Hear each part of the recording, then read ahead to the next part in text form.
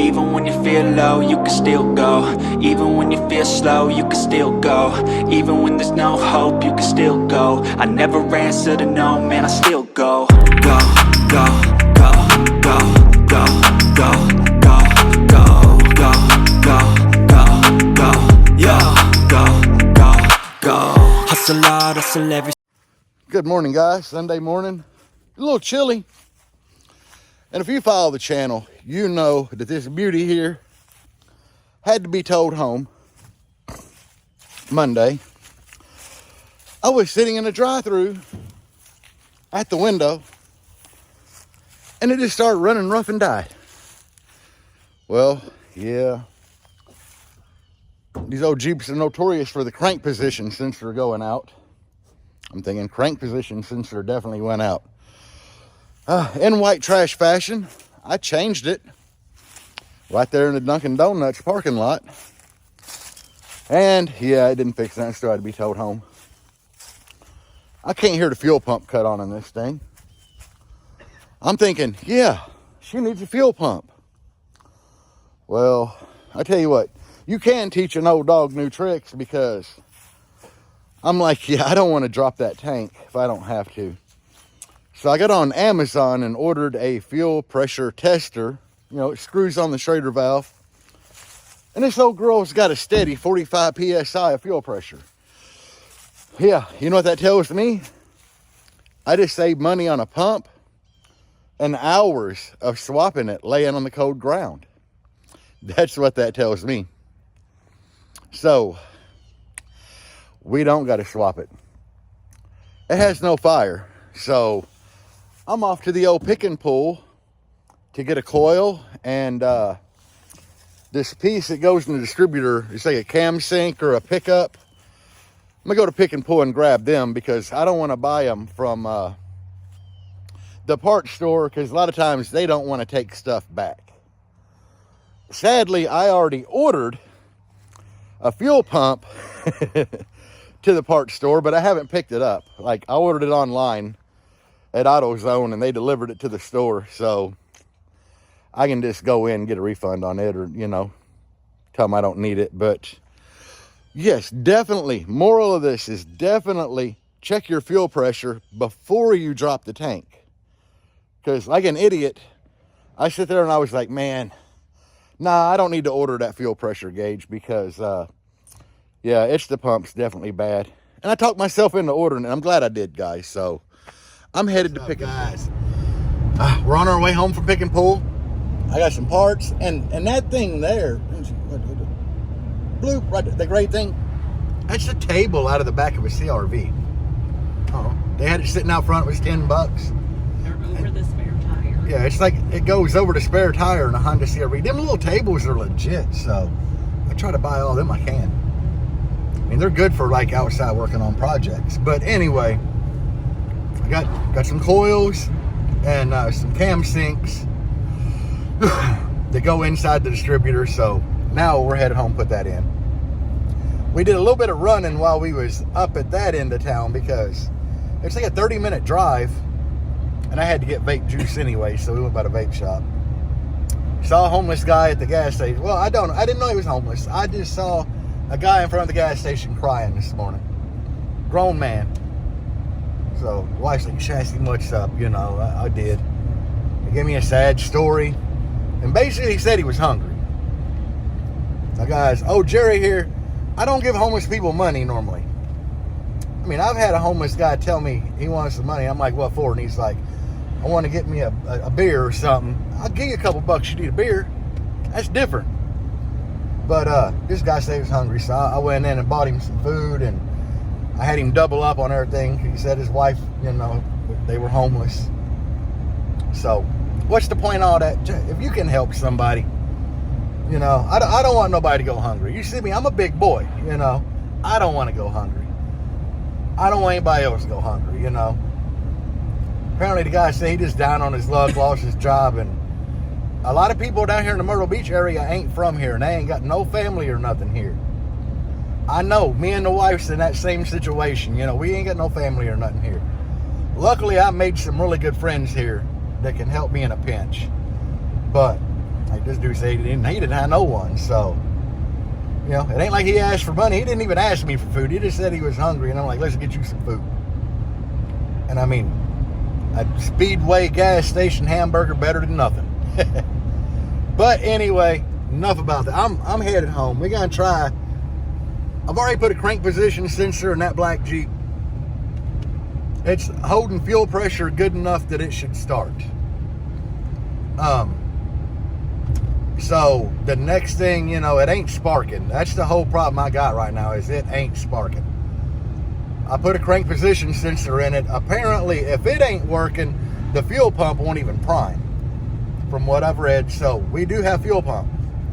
So now, they two things left. You know, crank position sensor is already replaced. We're down to a cam sync, which goes underneath the rotor bug and the distributor. I got a couple of them at pick and pull. And the coil, I got a couple of them. So that's where we're at, guys. That is definitely where we're at. We're at that point. Both of them are pretty easy to change. It should be a pretty quick job to change both if I need to. The only problem is I'm not 100% that that's going to fix it.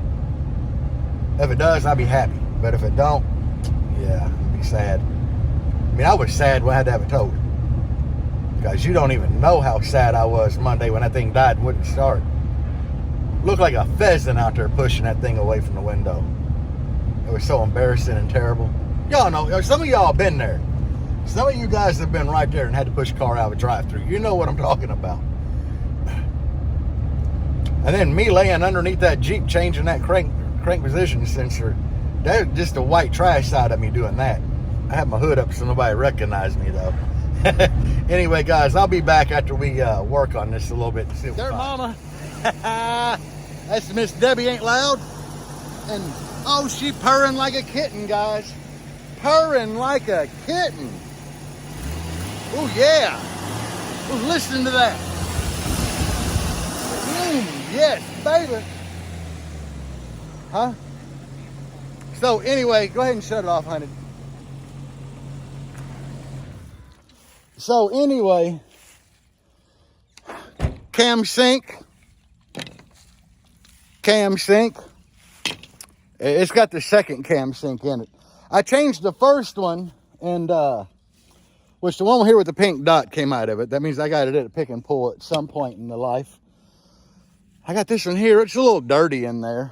So I put the better looking one I got a pick and pull today in there. Nothing. Didn't change anything. And then, oh, that's a spare. Good coil. I don't know where the coil that I took off is. Behind oh, this coil is bad. Like, literally, guys, you know, I went rolling into Dunkin' Donuts and the thing literally just stumbled on its face and like it started idling rough sitting at the window and died and wouldn't do nothing. And you know, 95% of the time when a Jeep Cherokee 4.0, probably even the Grand Cherokees, when they don't have spark, it is the crank position sensor.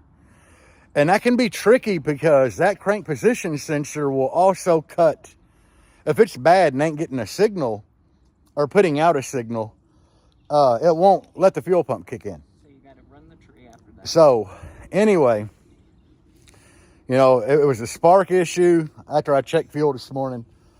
And I knew the fuel pump was good. Thank God I bought that gauge. Thank God. Because I'd have been out here still at this point of the day dropping the fuel tank. But lo and behold, I wanted to check the simple things first. And, well, checking the simple things paid off for me because we had fuel. I put a new cam sync in it, and that didn't do it. And the whole time I was sitting here changing the coil, I'm like, it probably ain't the coil. And lo and behold, when I told the wife to fire it up, it started right up. So, yay, Jerry.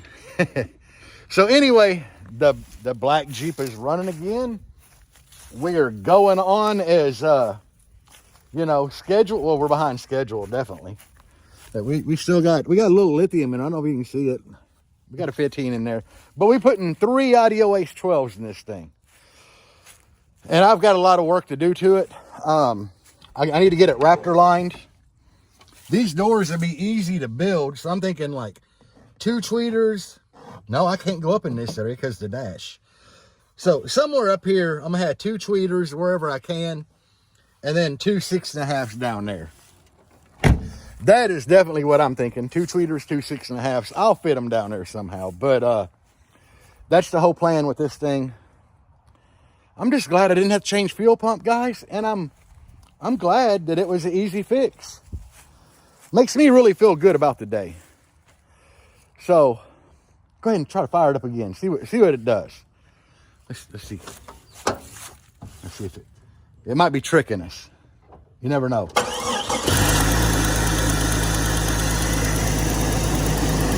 Oh no, the old girl fired right up. So that is good. That's good to know today. I'm really happy I didn't have to change that fuel pump, guys. And like I said before, I've been putting a link to my Amazon store. It ain't even my Amazon store. It's just you can make a share list or whatever to share on Amazon of tools and stuff you use. I will throw the fuel pressure tester kit that I bought in here. The one I got screwed right on the Schrader valve of this, but it comes with a ton of adapters. Even though it says it was for Ford. For different vehicles. It never said it was for Ford. It just said compatible with Ford. But anyway, it comes with a lot of different ends and adapters for many different vehicles. So it was like $30, guys.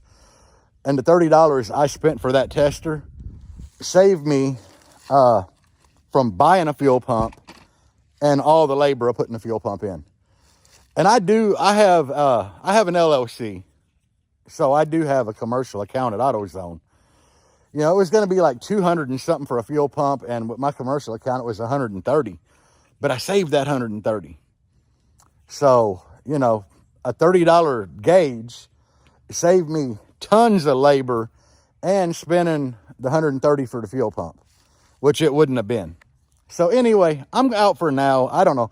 I had a bad spark plug wire. I grabbed one at Pick and Pull. Don't judge me, guys. I just did it for now because I'm not 100% sure. I put the motor in this Jeep when my daughter had it. Long story short, my daughter had a 96 Jeep Cherokee, low mile, beautiful Jeep. And she got T-boned like 6 months after she got it. And an old couple that owned it, and they took really good care of it. That thing was clean, low mileage. She got T-boned in it. We bought this 99. It had like 340,000 miles on it. And a couple months after she got it, she thought it was on fire. She pulled over, called her mom, like, my Jeep's on fire. She didn't pay attention to gauges. It overheated so bad that it blew the pressure cap. And when she did that, she cracked the head. And we had her wrecked 96 sitting there. So I swapped motors in it. And at that time, we did like new plug wires, distributor cap, rotor. And I know them are lifetime warranty. I don't know if the wires are. So until I go to AutoZone and check and make sure these wires that she has on here are lifetime warranty, I'm just going to throw this one on. Because when I was testing for spark, I pulled the boot and the end of the plug wire stayed on the plug. So I'm getting ready to swap that out, guys. But I still have to ship an amp off. I've been slacking since Ruckus, you know. But anyway, I needed pool noodle. I can't find pool noodle anywhere. And here at the Home Depot, we got this pipe installation. 6-foot sections of it. And hell, it's only like, oh, they got a bunch of different sizes. But it's anywhere from $1 and some change to $3 a stick. I don't know. I grabbed a couple of different ones because I like wrapping amplifiers and pool noodle when you send them back. It just seems to work really well. So yeah, giving you all that tip. If you got to ship amps back, it's good to wrap them up really protected. Pool noodle works great, but that pipe insulation from Home Depot, it's same crap. And it's cheap because I couldn't find a pool noodle anywhere, and I got that idea, and I figured I would share it with you guys. Some of y'all probably know about it. Some people don't think about it, and that's who I'm posting it for. So I'm back on this thing again. And the other day I noticed that the little elbow that makes that 90 right there. It was the day we did the alternator. It was pretty disintegrated. So I found one of these at AutoZone. This little thing's like $6, guys. I couldn't believe that. But I don't know. They ain't nowhere for me to actually like set the phone. No, ain't nowhere I can set this dang phone to record me trying to put this thing on. We'll leave it like that and see what happens. I don't know. I mean, but oh yeah, it fits that side really good. And it fit on there really good. Okay. That was every bit of like 20 seconds. See, that's the piece right there. But the one that was on it, like this big one here, if you touch it, you get your hands really, really dirty. And it's just soft like a sponge. So I got that on there. That's good. That's all she wrote for under here. I mean, I've already like checked the oil on it and everything. And it's been doing good. If you're wondering why this cable is unhooked and just sitting there, this battery ain't hooked up. And that's how I do it. Like this is for distribution. That's ground distribution for now, but nothing's hooked up. I am going to build a battery box for under the hood of this. And probably move this like I'd have it on my Jeep, where there'll be a fuse under here. But right now I'm using copper clad aluminum wire for all that. I did my big 3 and OFC welding cable. You can even see here like 2-aught welding cable. So I have to order more wire for this. I should have enough of this red welding cable to go from under here into the back. I know I have a big piece. I don't have ground cable. So I found online a pretty good deal on some ground cable that I'm gonna order. And it is OFC. It's listed as 1-aught, so I don't know if it's like a small 1-aught, but the guy that recommended it to me, he said it's just every bit as big as his Defbont's 1-aught OFC. And the crazy thing is, it's only like $120 for a 50-foot spool of it. So I'll be ordering that in the next couple of days. So I have the ground cable for that Jeep. And other than that, I don't know. I mean, it's raining right now. I just did that in the rain. It ain't raining bad though. But I don't know, guys. We're just trying to film content here, you know. We got the Jeep running. I needed that little piece for it. So, yeah. That's like all I got going now. Hopefully it ain't raining tomorrow and I can do something to it. I just don't know what I'm going to do to it. Because like I need to build a speaker box. I need to run wiring through it. But I don't want to run the hot wire OFC through it without having the black wire to run right beside it. I'll probably change RCAs out in it because I have a bunch of RCAs laying around that I actually could put in it that are probably better than what's in there. I don't know. But like I said, I'm trying to do that build in that black Jeep with mainly stuff I have laying around. Now, obviously, I need OFC copper run from the alternator to the back. And I don't have it, so I'm going to have to buy it. I talked to my buddy Billy on the phone today, and he said between doing my build in his shop and his new build, there should be plenty of wire or plenty of wood there, like half sheets and everything, to build a speaker box with. So I'm going to try that. For the 312s, it's going to take a lot of calculation for me to build a box for it because I kind of did some rough estimate. And at the port size I'm wanting to use, which ain't a big port, but it's a decent sized slot port, the port's going to be almost 50 inches long to tune that thing at like 27 hertz. So a port that long is going to take up a lot of internal volume. So I probably need to build the box a cube bigger than what it needs to be just because of the port being so long. It's weird math. But anyway, that's all I got for now, guys. I'm out. And yeah, backyard audio, because we do the shit in the Remember backyard. I told you I got my wife a new wash machine a while back? Now check this out. This thing has something cool. If you want a drink of water, you just fill your water cup up right there. Oh yeah. That's not bad. Yeah, y'all got to check these out. Peace. What up, everybody? I'm here with Debbie today. It's Monday morning. I could work on the old black Jeep. We drove her last night. She's doing great. But I got other things that I really need to get started on. So we're going to focus our attention here. I built these doors for this Blazer a while back. And I have problems with the fitment. This was too wide out. It hits on there. Everything else, and these sit up on the seat, but these Neo 10s, my God, they are so deep. I mean, they're like yay far from touching the window when the window is down, and they're out as far as I can go. So we're gonna do a door rebuild on here. So today we gotta pull all this apart. And G2, you know, G2 hooked us up with, we got some Synergy 8s to go in here and some Synergy tweeters to match them big Synergy subs. So yeah, we're gonna do a new door build. And when she demos, yeah, that thing does that constantly. I need to order a new set of door handles for the front doors. Hopefully they won't rattle. And then the A-pillars, I have some Ampere Audio 3-inch mids and little tweeters, soft domes to go on the A-pillar of this.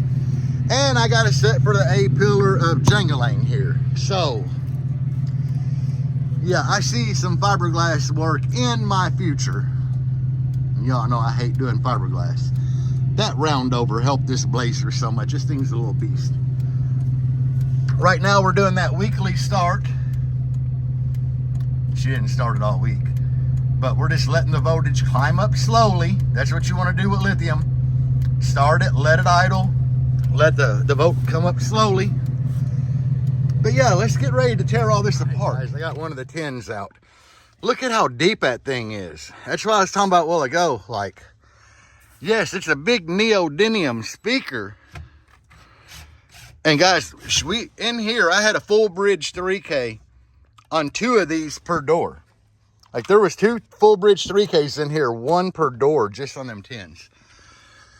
They take a buttload of power, but they are so big. I mean, you can see where the motor was pushing on this, which kind of makes the window wonky when you roll the window down.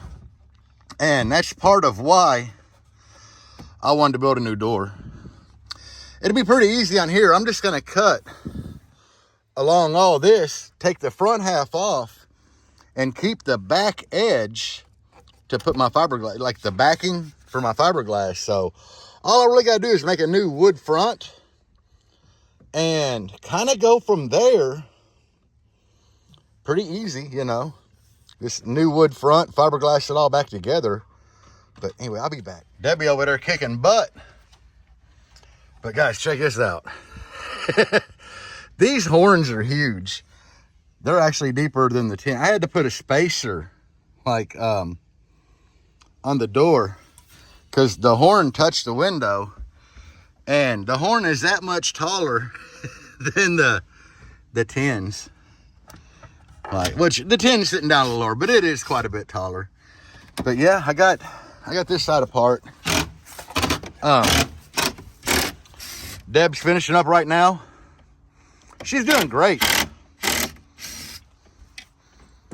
But anyway, yeah, we're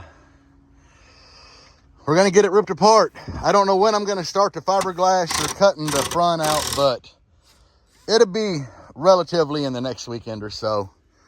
I just got to get this apart so I can get the door panel off. But anyway, guys, I got mine off. Walking over to help Mama with hers. What you got, babe? Did you get that screw at the front? Okay, yeah, you did. Okay. Only thing you got is to make sure up there by the rearview mirror. Yeah. Do you get that all broke loose?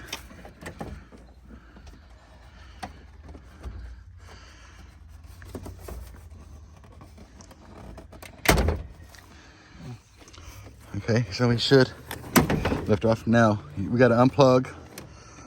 Just unplug all of them. Rip them out.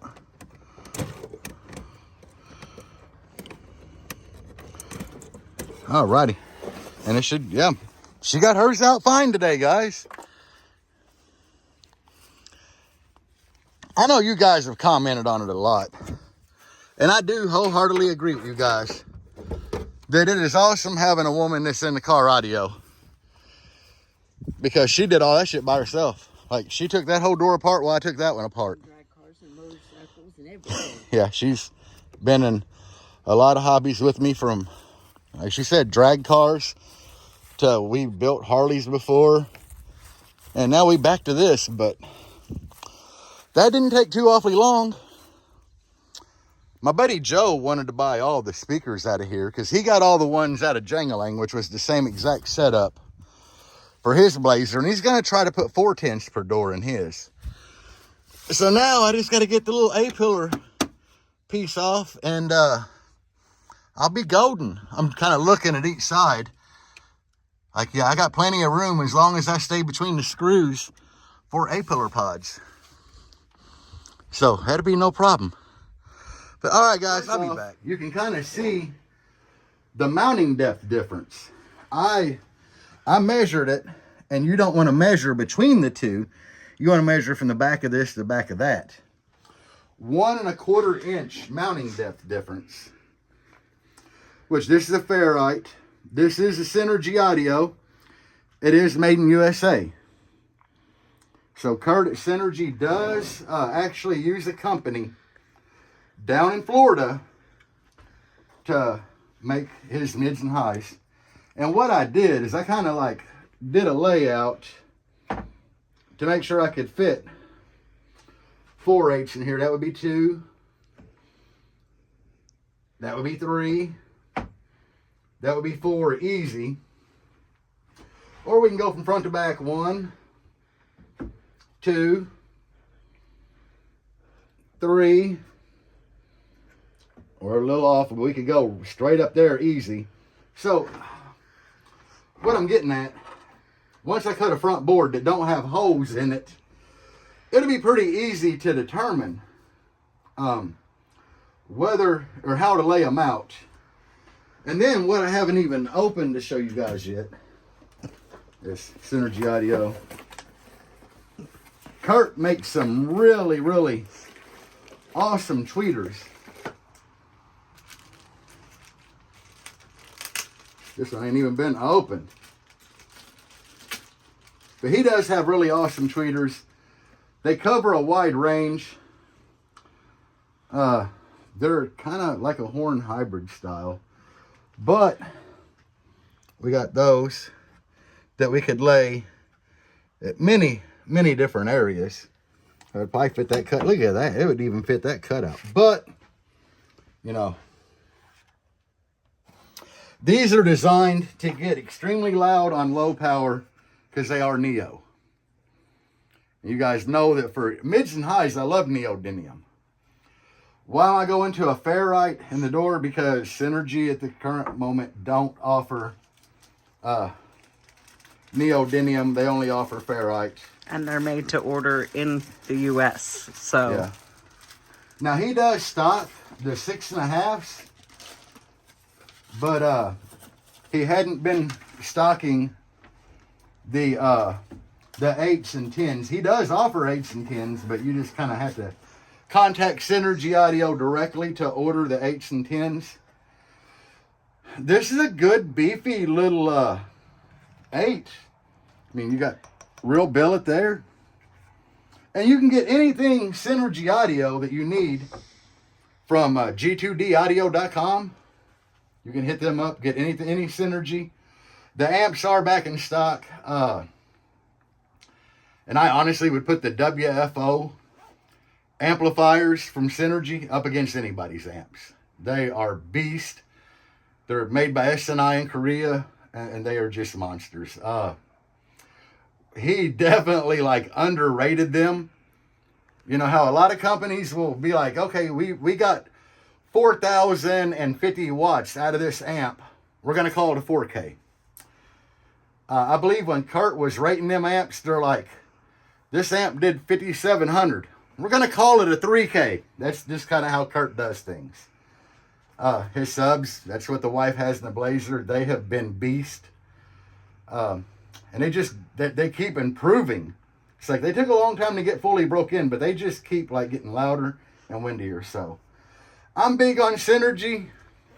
I run mostly G2 products or McLaren, but we're kind of doing all the speakers in the Blazer. You know, Deb wanted to be all Synergy, so we're doing all Synergy, guys. But anyway, just giving you all a layout. I don't know when I'm going to start on this, but I'd like to do her doors and all 4 A-pillars at once. And then I got to get on the black Jeep doors. I don't have mids and highs for it yet, so I don't know exactly what I'm doing. I haven't even really looked at it enough to get ideas. But I can tell you it's going to be done similar to this, where I do a fiberglass backing and then a wood front and fiberglass it all together. Anyway, guys, we are making killer time today. We got that door stuff all stripped. Got the old header panel laying here. This one, it's like literally ready to pull. I just got to feed these lights, you know, back through their perspective holes. And then this whole header panel, I mean, it's like, you know, it's there. And then I got to transfer these studs. That one, they just screw in the back of the header panel. I got to transfer these into that one, a couple of them. But other than that, it's almost time to start putting that one on here. And then I'll be done for the weekend, because I've done quite a bit this weekend. But anyway, guys, got Debbie out here working, guys. So we got it on. We just going through the finalized stuff. And yeah, I noticed that one of my headlight adjusters on this front end, I got it pick and pull, is out. So I got to unspring it here, go to that header panel, pull a headlight adjuster out of it, and slap in here, and we'll be done. Well, we'll be good. And apparently, whoever had the Jeep this come off of, they bought themselves a Flex Fit, small and medium. Very good, very good. We have an eraser wheel. We do have an eraser wheel, and it is good for that kind of stuff. But that's all we're doing. We're just getting this all together. These are the headlights that Oxbeam sent me that I had to put this stuff behind to fit. I have the 2 headlights that were in here originally I'm going to put back in. Basically because they're all black. Not ready for that yet, babe. And these, I mean, they're black, but they got a lot of chrome. They're really bright headlights, guys. I could have put sound deadener, a little piece around the, you know, a little piece up here and on each side. Put in there, and this would have sandwiched it, and they would have fit without rattling. When I did that video, I just like crammed this stuff in. A lot of people was like, they're going to get too hot and melt that and cause fire. Look at this. There's such a big heat sink back here that, I mean, it never even got hot enough to melt that. And I've been driving it a lot at night. So, yeah. But my plans for this is black Raptor liner. The whole thing is going to be black Raptor liner. The only thing I'm not going to Raptor line is like my grill pieces. But the header, the fenders, the hood, I'm going to get rid of this stuff on the door, the lettering, all that's coming off. I'll probably take this off and try to do something. But anyway, I need one of them women toys that they stick to the wall. You know what I'm talking about, guys, to stick on here and pull that dent out. Seen that on plenty of social media sites. But black everything out, tint the windows, and then all the stickers. Like I already told Audio Ace for the sticker I put on here, I want it to be black. I'll do the spray tint on the the tail lights and marker lights. So I'm just trying to murder this thing out. It's already got black wheels on it. I'll probably get a better looking set of black wheels, but new tires, but I just want to black everything out. So yeah, murdered out would be the way to go. But my God, it didn't take long to change this thing at all. You know, I had to stop and like super glue these here in out of the other header panel. The threads on here were a little, I guess the word would be wallered out. So I had to use some Starbond CA glue and activator. I'm kind of letting them dry. I haven't tightened these up yet because I'm kind of letting that dry a while.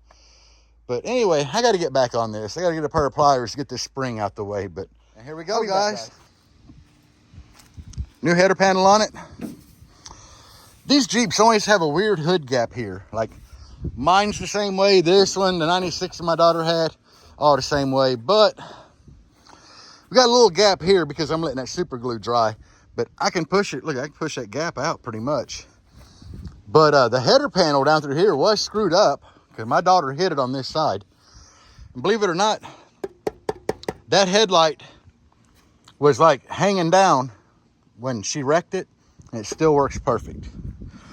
But I had to replace the fender, the header. I had to bend a lot of that sheet metal back out just to get the bolt places to line up. Replaced, of course, that's aftermarket bumper she bought, but I like the grill that she bought. I do like it, the grill assembly. It looks really good. This is a lot better than having that big warp spot there. But that header panel right there, it come from Amazon. And it's plastic. This is fiberglass. That was plastic, and it warped within probably 2 weeks of putting it on. These headlights look better, I think, because they are blacked out more than the one with all the LED pods in it. If anybody needs them headlights, you know, if you have 4x6 headlight or 5x7, I don't know what they call it. I know it's 4x6. I know Jeep Cherokees have them because mine takes same size headlight. The Blazer takes same size headlight, so some of the YJ Wranglers take them. But anybody needs them, drop me a comment. I'll give you my email. You can pretty much have them dirt cheap. I know they were over $100 on Oxbeam's site. Like I said, they fit a little loose. You could bend this ring in to tighten them up, or a little sound deadener just on the edge. Tighten them right up in there. But I don't need them, guys. I really don't. I'll let somebody have them dirt cheap. But anyway, I think I'm done for the weekend. You know, I got work done on this because we are doing a build vlog on this. Doing some doors on that. It is what it is, guys, but say hi, Debbie. I'm dreading but anxious to get started on her door build and the A-pillar builds. But anyway, guys, that's all I got for you this weekend. We are going to talk about a little bit about the video I posted the other day about SCAR having its place in the audio community. I agreed. I said that SCAR definitely has a place, you know. Because once you get out of the Walmart brand or style subs, you know, or Best Buy, whatever, into them, SCAR's leaps and bounds ahead of that stuff, you know. But God, I had hate in there from SCAR people, you know, people that run SCAR. It's my opinion, I don't like the XF or the EVL. That's my opinion. If you guys have it and like it, more power to you. You're supposed to be happy with your system. That's why we do this hobby, is to be happy with what we have. Because it brings us joy. Makes us happy when the bass is going, your hair is flying. If you can move wind like that. If not, if you're beaten, it's supposed to make you happy. If your SCAR brings others joy, be Yeah. happy. If you're giving other people demos with your build and they're happy, it don't matter what brand you have. That's all that matters, guys. But I caught hate from a guy that runs SCAR over a video of me saying that I agree that SCAR has a place in the audio community. It's definitely a big stepping stone for a lot of people. But anyway, you know, I need haters. I really do. I've said it before. I don't get enough hate on this channel. Whistling Diesel and Seth MacFarlane both said once you start getting hate Or Cletus McFarland. My bad, I'm thinking of Family Guy. Cletus McFarland, Whistle and Diesel said, when you get haters, then you're doing something right. I need more haters, guy. But anyway, I'm out of here. Remember, for all your audio needs, hit up G2, guys. Hit up G2 for all your audio needs. They give you pretty much anything you need. Until next time, guys, peace out. And as always, Face on.